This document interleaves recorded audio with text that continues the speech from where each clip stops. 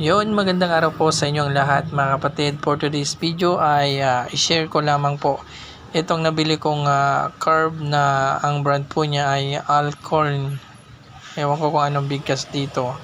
Yung stock po kasi na carb ng aking TMX 155 ay talagang hindi na tumitino.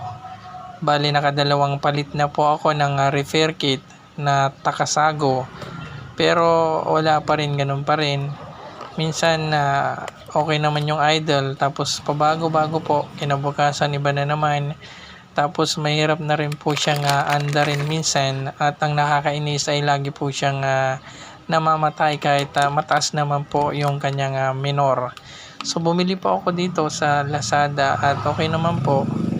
Tsaka mas mabigat po siya kumpara doon sa stock po natin, kaya kampante ako na magiging okay at compatible po ito sa aking motor. At hindi nga po ako nabigo dahil sobrang natuwa ako sa carb na to. One click start, tapos nakatono na rin po siya. Pagkakabit ko ay umandar po siya agad, one click start, at ilang linggo ko na rin pong ginagamit mula nung i-shoot ko po ang video na to.